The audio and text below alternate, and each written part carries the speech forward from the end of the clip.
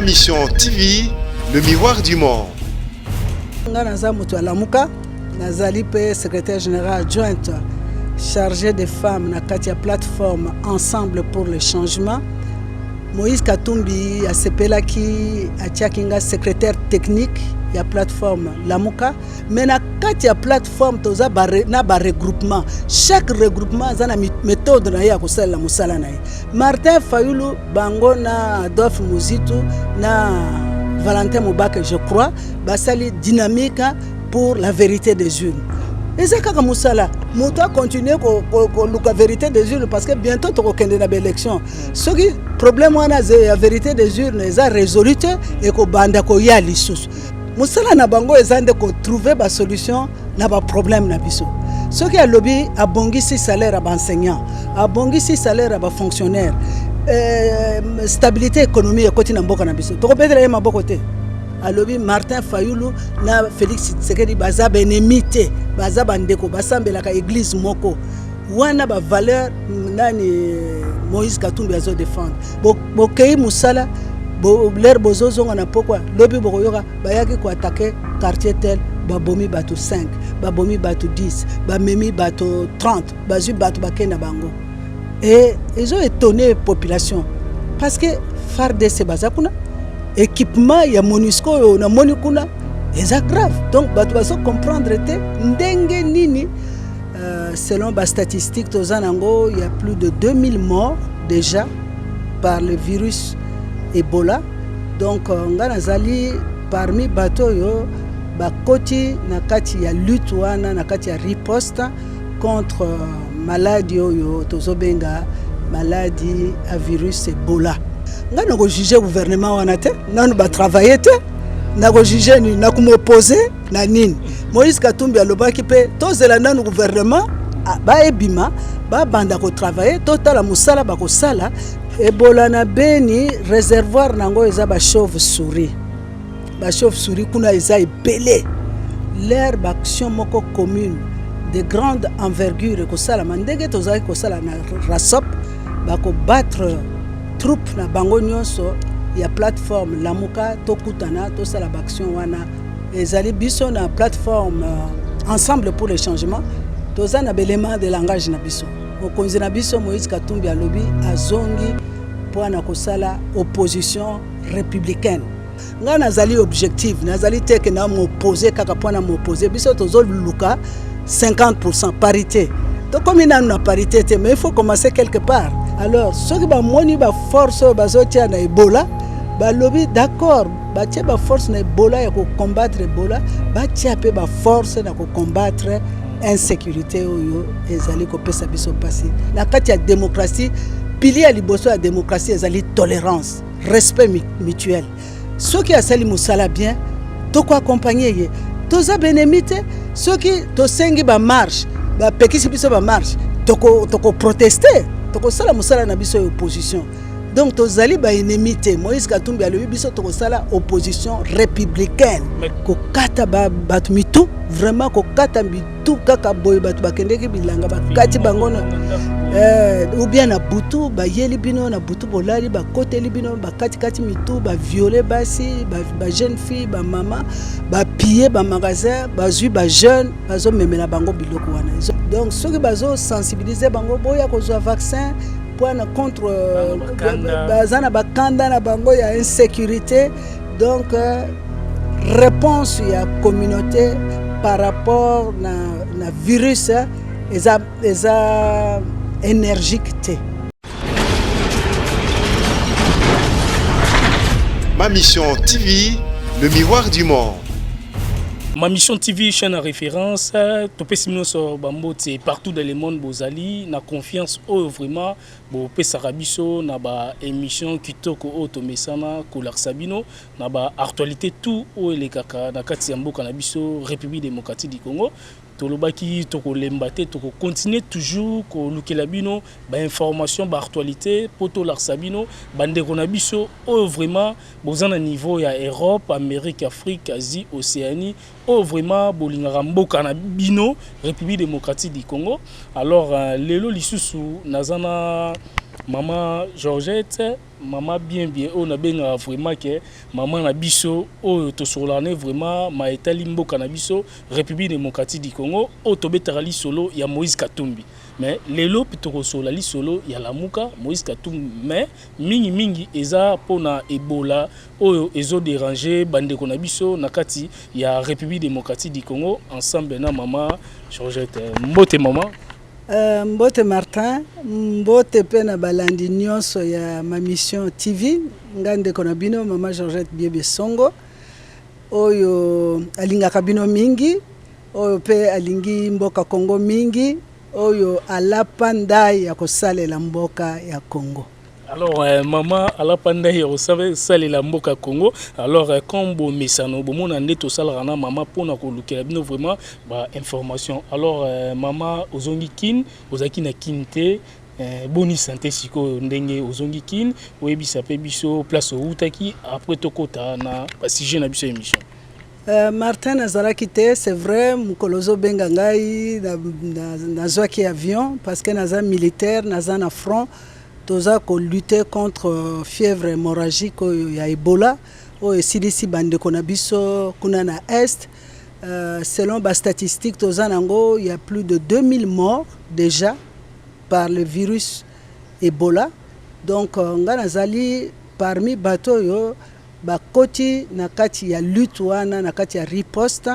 contre maladie yo tozobenga maladie à virus Ebola. Donc nautaki naza pharmacienne, naza docteur en pharmacie. En plus il y a Moussala nanga na campus, tozo travailler en collaboration avec l'INRB, il y a professeur Jean-Jacques Mouyembe. Donc bison de ba pharmacien to yambaka ba kisi wana ya Ebola ezo aux États-Unis, to yambi yango na Kinshasa, to conserver yango biso pe tozo memango kuna na bamboka place Ebola ezali, bison de to sala ka ba solution oyo bapesaka ba malade ya Ebola parce que chaque malade ne reçoit pas la même dose, ba critères ezali ebele. Donc na wuti beni na zonga ki avant-hier. Alors merci Charlie, c'est vraiment imagé ça là bien. Donc maman outi beni oza déjà na Kinshasa, toko tama solo ya beni. Alors ndena bandaki ngana obetano li solo parce que au travail rapé na Moïse Katumbi obiso tutoebi na lingi nanu obetali solo ya Moïse Katumbi pour outi pe kolongweta qui est coordonnateur ya Lamuka, bozarane na Lubumbashi, bozarana ba réunion belé o vraiment o le bela rapport ensemble. Martin, c'est vrai ngana za mutu ya Lamuka. Nazali pe secrétaire général adjointe chargé des femmes na katia plateforme Ensemble pour le changement. Moïse Katumbi a sepelaki atiakinga secrétaire technique ya plateforme Lamuka parce que le kolaboyebi le 27 avril kuna na mboka Bruxelles plateforme Lamuka bazwaki décision que bakobanda ko gérer plateforme là d'une manière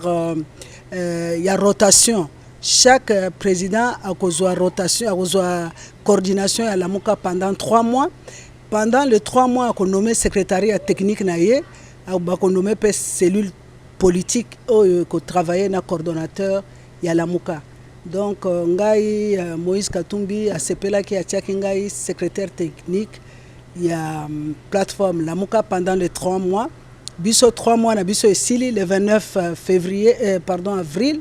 Non, le 29 juillet, Limbi Sangai. Le 29 juillet, tozalaki kuna na mboka Lubumbashi, to réunion à présidium Salamaki et biso batu ya secrétariat technique tozalaki kuna na cellule politique na certains députés na sénateurs ya Lamuka tozalaki kuna mais réunion et Salamaki na huis clos na kati ya huis clos wana bazwaki ba décision que tozo continuer tozo koba na kati ya plateforme Lamuka. Plateforme Lamuka et Koma en fait le col la rasop ezalaki cadre il y a concertation il y a action commune d'intérêt commun il y a ba leader nyonso il y a plateforme Lamuka mais ba konzina biso baza ba leader il y a ba regroupement politique important donc mutuna motazo sala musala na kati ya regroupement politique na ye leur action moko commune de grande envergure ko sala mandenge tozaki ko sala na rasop bako battre troupe na bango nyonso ya plateforme Lamuka to kutana to sala action wana commune donc réunion esalamaki kuna esalamaki na ambiance kitoko. Jean-Pierre Mbemba a quitté parce que azwaki ba complication à dernière minute, autorisation et atterrissage na ya décollage avion na ye a jet na ye privé, mais il a été remplacé valablement par madame Eve Bazaïba. Et donc passation il y a pouvoir et salamaki entre Moïse Katumbi apesaki yango maman Eve Bazaïba na esika ya Jean-Pierre Mbemba. Maman Eve Bazaïba a remplacé Jean-Pierre Mbemba et salamaki malamu. Lelo tozozela Jean-Pierre Mbemba a nommé secrétariat technique naye parce que jusqu'à présent a nommé bango nanu te, mais na kati ya plateforme la muka bato na bato bazali ko sala déjà misala ezali nini ezali biso na plateforme ensemble pour le changement toza na belément de langage na biso mokonzi na biso Moïse Katumbi alobi azongi pour na kosala opposition républicaine. Opposition républicaine exigeante, opposition républicaine critique, mais opposition républicaine a la proposition. Ce qui est monique na domaine tel, président Félix Antoine Tshisekedi a travaillé bien, de quoi accompagner, de quoi mettre la beaucoup. C'est un problème que na bande on a biso n'engé population ba marché ça la makatang borosa la loko wana écrit matatate. Naebite matata nini yoko créer totindaka bato wana au lieu moi parti yango bokomo côté la président non totindaka bato wana na pouvoir pour basalela peuple Martin musala na bango ezande ko trouver ba solution na ba problème na biso soki a lobby abongisi salaire à ba enseignant abongisi salaire à ba fonctionnaire stabilité économique et côté na mboka na biso to bedela maboko te point nini eza dictature te ezali démocratie. Na kati ya démocratie, pilier à liboso ya démocratie, ezali tolérance, respect mutuel. Ceux qui a sali musala bien, to ko accompagner Moïse Katumbi alobaki très bien. Ceux qui a sali bien te, biso to ko lobana ye, to ko kende, to ko yebisa ye, ndenge sala makana ba mboka mosusu. To mona kana France, opposition ba ke ko kutana na bato pouvoir, ba sololi makambo mboka. Toza benemite, ceux qui to sengi ba marche. Ba pekisi biso ba marche toko protester toko sala musala na biso opposition donc tozali ba enemité Moïse Katumbi alobi biso toko sala opposition républicaine mais to moni na mupanzi toza na pouvoir te a sengi pe batu nyonso yo ba membre ba cadre ya plateforme ensemble ba kota na gouvernement te. Est-ce que moi mboka Martin Fayulu a accepté pe yango que poto ka na ba meeting na ebiso moko tozoka ba maloba ezobi marawana c'est comme si boyoka ni vraiment ezalité makasi boyoka ni ezali parce que tozali plateforme toza parti politique te Moïse Katumbi azo sala parti politique na ye ensemble pour le changement kuna tozala na ligne de conduite moko. Mais na kati ya plateforme toza na ba regroupement chaque regroupement a na méthode na ya kosala musala na ye. Martin Fayulu bango na Adolphe Muzitu na Valentin Mubake je crois basali dynamique pour la vérité des urnes. Ezaka ka musala tozo bunda biso no tozo bundela mboka. Moïse Katumbi alobi ye aye pour la réconciliation ye aye pour que to travailler to kende liboso ba valeur ya lutte contre les anti-valeurs, lutte contre la corruption. Il y a un lobby pour la réconciliation. Un lobby Martin Fayulu na Félix Tshisekedi baza benemite, baza bandeko, basambelaka église moko. Wana ba valeur nani Moïse Katumbi azo défendre. Martin Fayulu a lobby vérité des urnes. Ngana za d'accord? Mouta continuer la vérité des urnes parce que bientôt tu vas na élection. Ce qui problème wana la vérité des urnes est résolu et ko banda ko ya lisusu. Donc opposition est entre biso.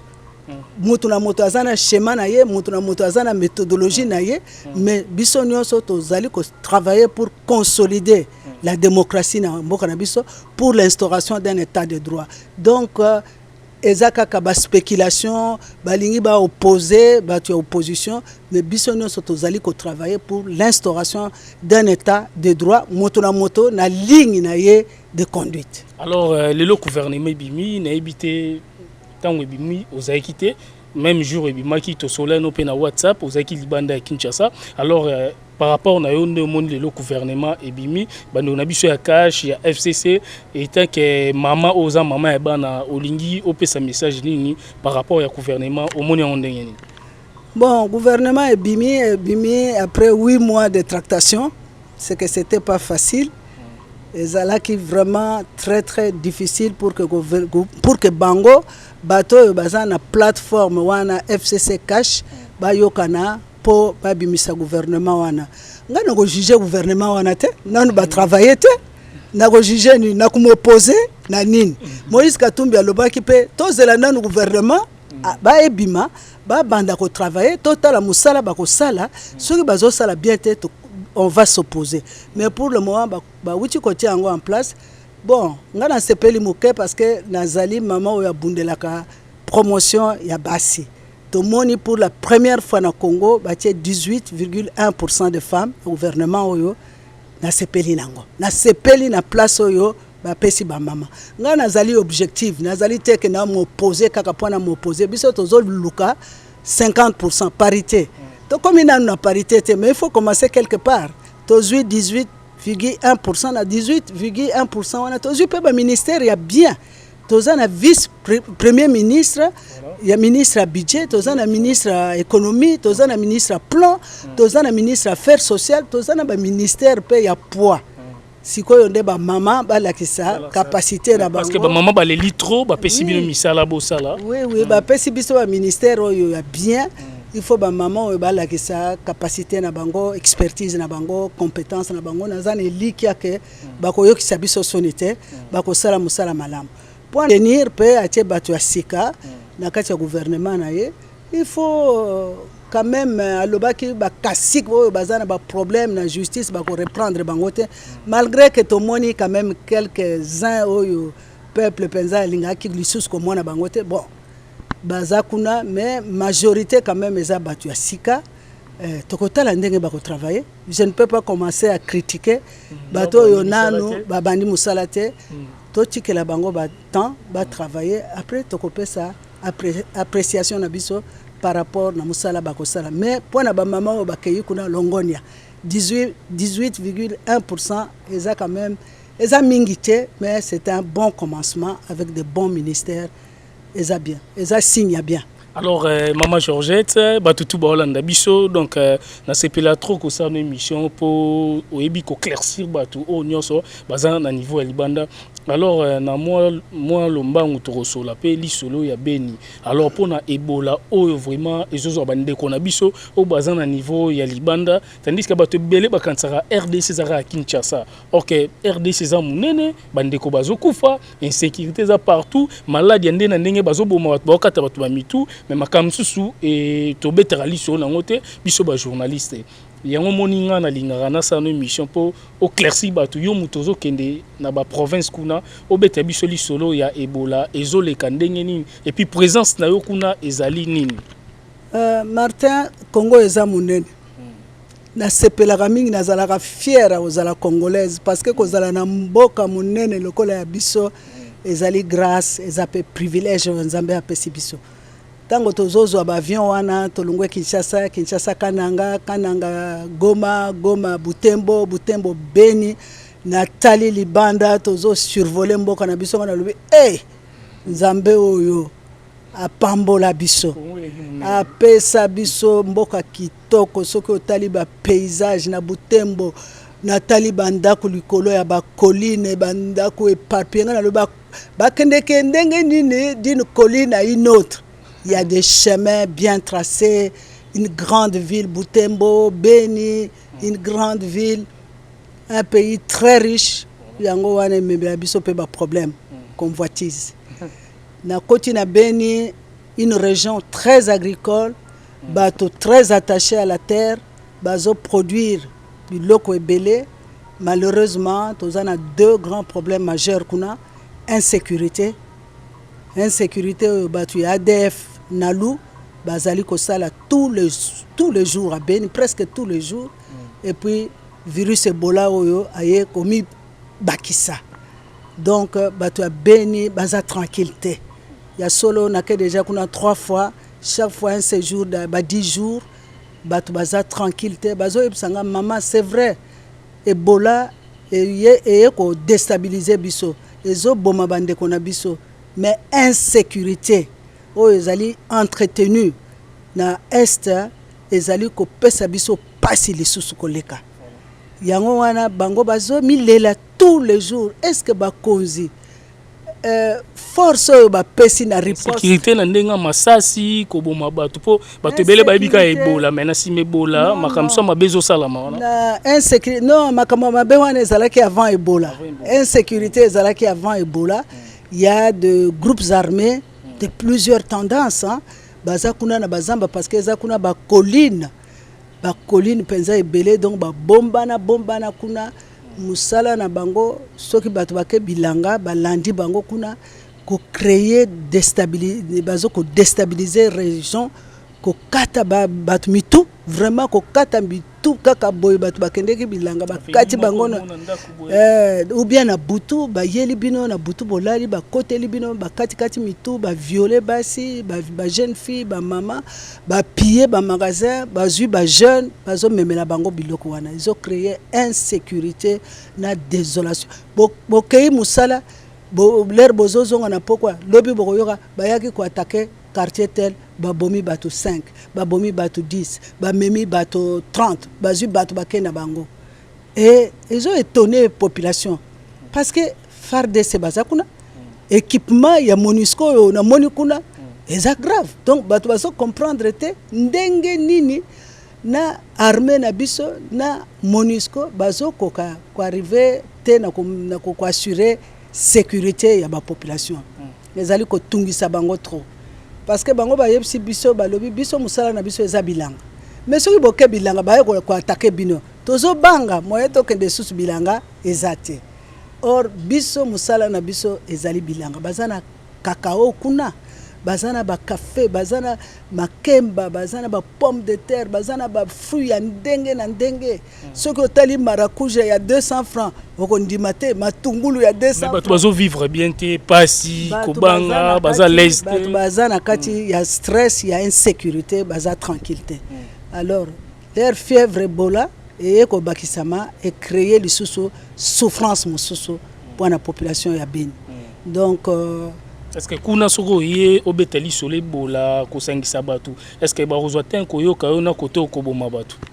eza moins passé sensibilisation ezo salima na pasi pona nini parce que bato bazo mona ke bazali abandonné comment voulez-vous na kati ya ville ya Beni bolali boyina tongo okoyoka par exemple on na mumbele bakota kuna babomi bato 10 babomi bato 15 bato baza tranquillité alors ceux qui ba moni ba force bazo tia na Ebola ba lobby d'accord ba tia ba force na Ebola ya ko combattre Ebola ba tia pe ba force na ko combattre insécurité oyo ezali ko pesa biso passer na kati ya mboka ya Beni alors eza situation eza complexe na kati ya territoire wana ya Beni situation Ebola insécurité eza vraiment complexe pona bato bazali trop préoccupé par l'insécurité donc bazo pesa attention mingite na maladie oyo ya Ebola donc soki bazo sensibiliser bango boya kozwa vaccin pona contre bazana bakanda na bango ya insécurité donc réponse ya communauté par rapport na virus eza énergique te eza énergique te yango wana message na ngai kozala na bandeko na ngai nyonso oyo bazana ba connaissance bazana bandeko kuna na Nord Kivu ba sensibiliser que effectivement maladie wana ezali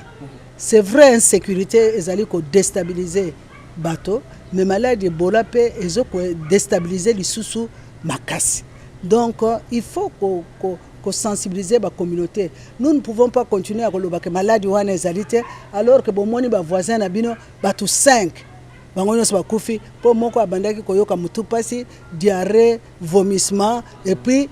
virus est continent nzoto parce que virus ezalaka 21 jours na kati ya nzoto. Kutunde na lingana tout na po muta sentir que azan Ebola il faut à se sentir lokola nga na uchi kuna Martin. Omoni na pesa mbote na maboko te. Donc pendant un certain nombre de jours comme virus ezalaka na kati ya nzoto 21 jours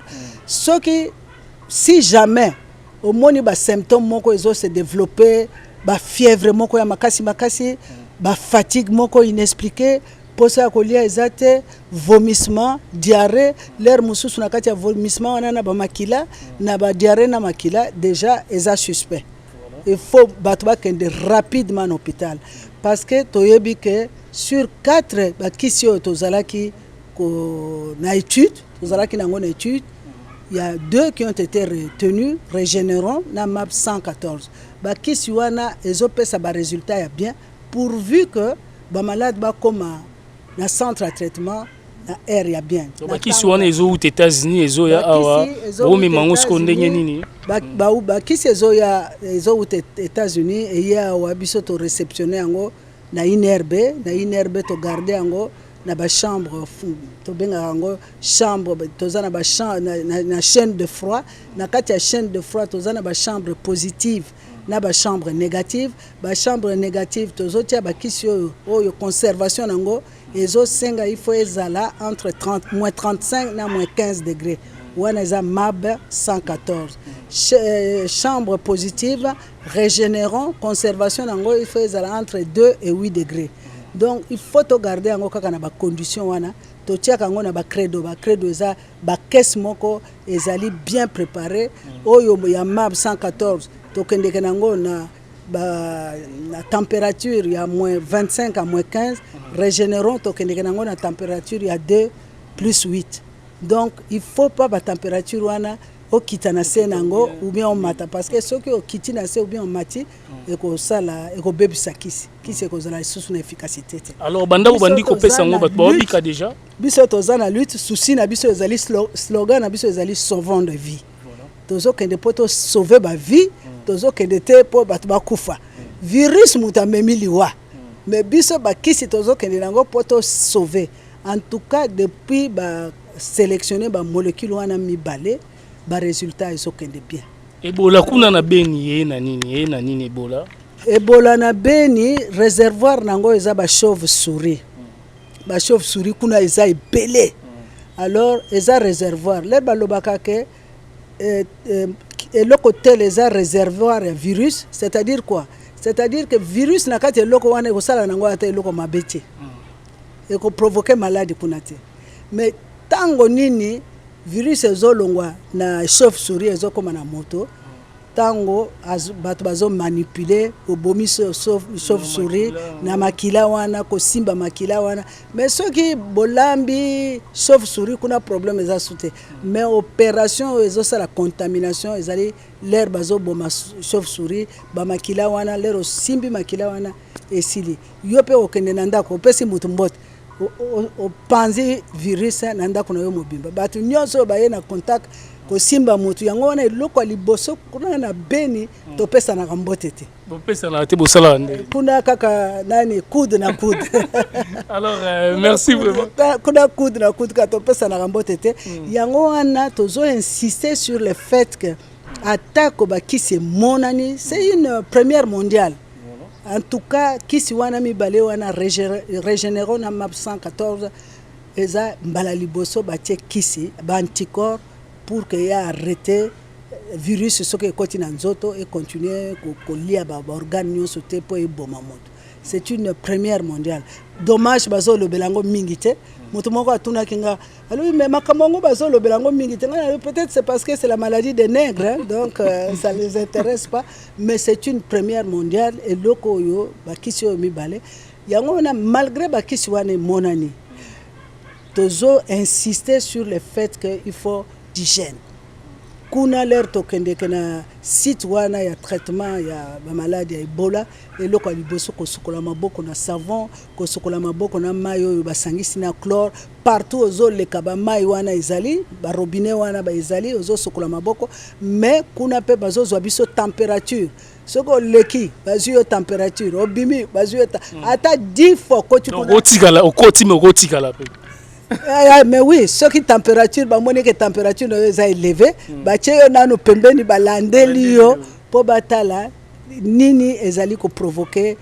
température na yo po ezala élevée. Donc ko surveiller température tout le temps, ko sokola maboko tout le temps, ko zala en contact na moto yo azana maladie wana ya Ebola. Kolala nembetu moko nini kolimba tout ça, mais ce qui peut moto akufi. Surtout les morts pour manipuler morte. Ce sont des infirmiers qui sont qualifiés pour manipuler les morts. Ils ont une cérémonie, ils ont kunda bango. Les infirmiers peuvent avoir kufa ou bien ils ont zoapé bango. Bon, ceux qui ont mesures d'hygiène, ils allaient strictement respecter. Nous avons eu un infirmier qui est mort au mois de juillet. Azala qui contaminé, Moussou pe Azala qui contaminé, mais ba récupéra qui est Azali guéri. Donc il y a le personnel qui est aussi contaminé et ceux qui bazu yena tangwa bien ba pesi ba kisi ezo yango wana nazo yebso ke na kende ke na front les a jeté. Les soldats. Toza ba soldats, l'herbe ozo kota na ville. Ce qui est un village, ce qui est citoyen, mais tu ne sais pas à qui tu as affaire. Va travailler au nuance parce que ça vraiment village mounene, bozana batebele, bozana infirmier, bozana psychologue, bozana médecin, bozana bato sokola ba dra ba malade tout ça. Donc oebite moto ozo solo na ye oyo kutani na ye est-ce que ça na tena za Ebola to na za na ngote mais bino no soboza ensemble ensemble donc il faut strictement respecter ba mesure hygiène wana ko pesa na mbote te koloba na pembeni te ko simba na te température il faut vérifier température tout le temps depuis le kola na zongia il faut na vérifier la température na ngame na yebike na zane le côté zongi maman la kanyo to ça l'émission.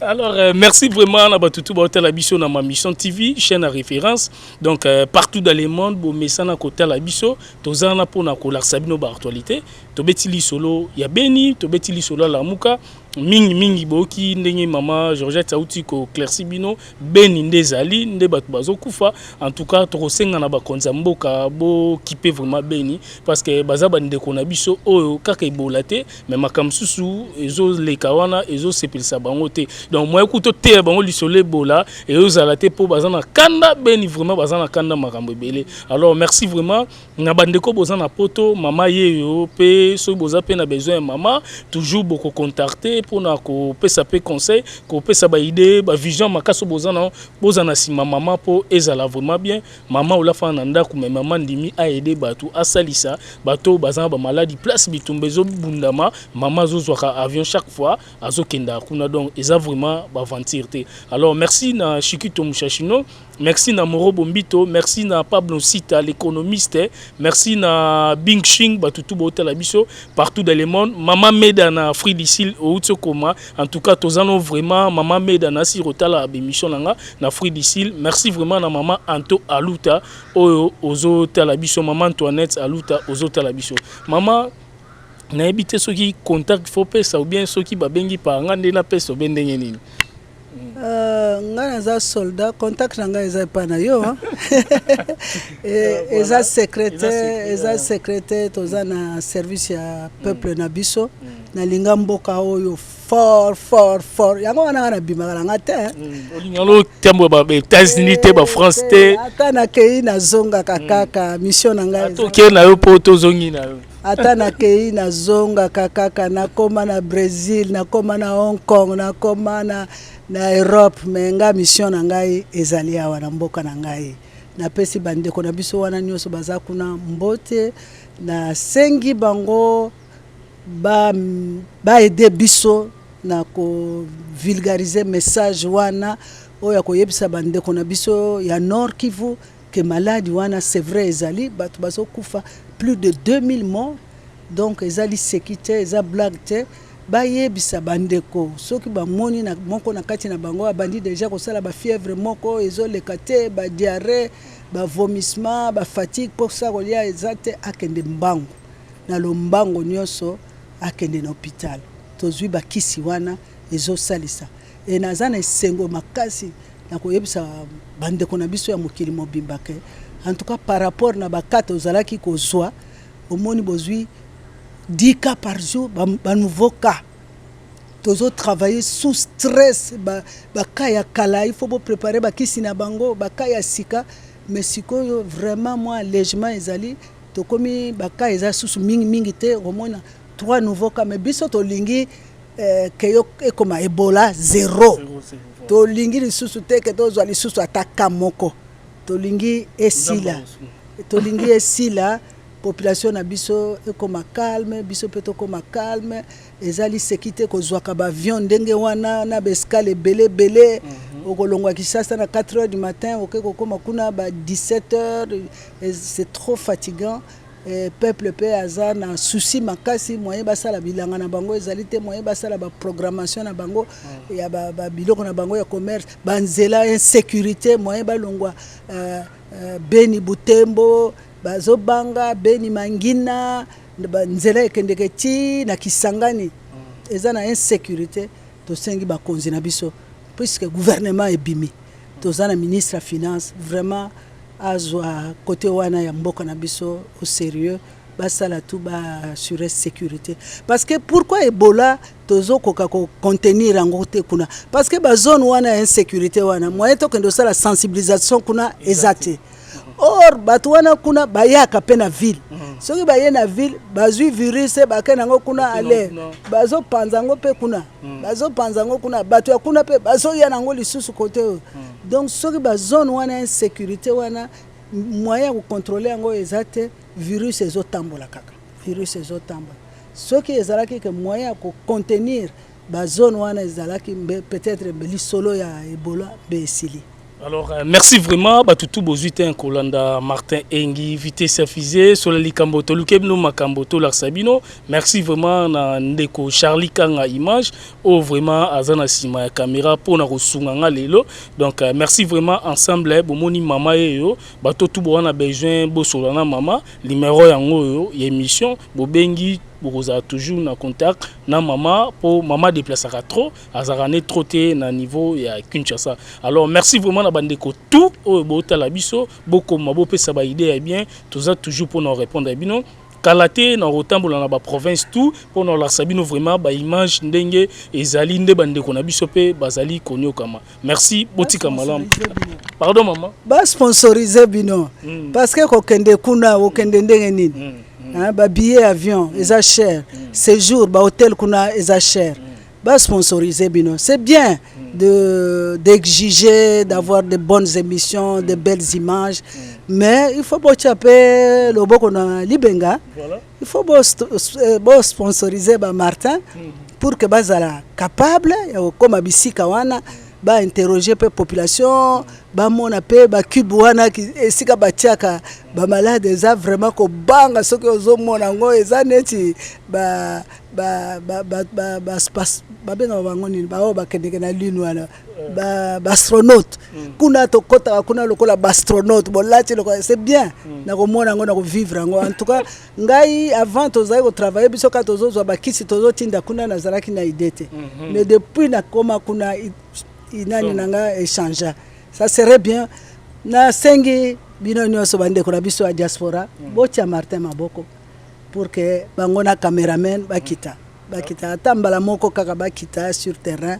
bazula bino ba image bien bazula bino ba commentaire bien bazula bino ba cri de cœur ya batu ya Beni ya bana Beni. Alors merci maman, toko kende Beni nasi batutu ba Holanda biso kalaté toko tambola vraiment photo kita na terrain toujours image ndenge Beni bazolela ba momo balo baba clairci na micro. Alors merci vraiment botika malam. Ma mission TV, le miroir du monde.